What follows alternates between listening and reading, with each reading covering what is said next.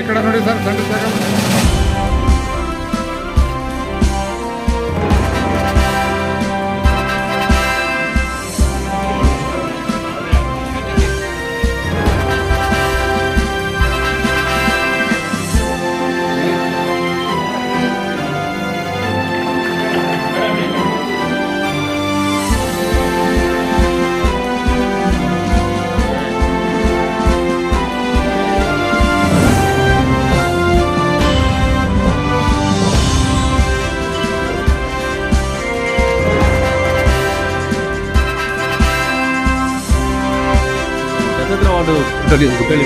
ಈಗ 45 ಹುಟ್ಟುಹಬ್ಬ. ನೆಕ್ಸ್ಟು ನಮ್ಮ ಗಾಂಧಿನಗರಿಗೆ ಶಾಸಕರಾಗಿ ಬರಲಿ ಅಂತ ನಮ್ಮ ಆಸೆ. ಇದು ನಮ್ಮ ದತ್ತಾತ್ರೇಯ ವಾರ್ಡಲ್ಲಿ ಲೀಡ್ ಕೊಟ್ಟಿದ್ದೀವಿ.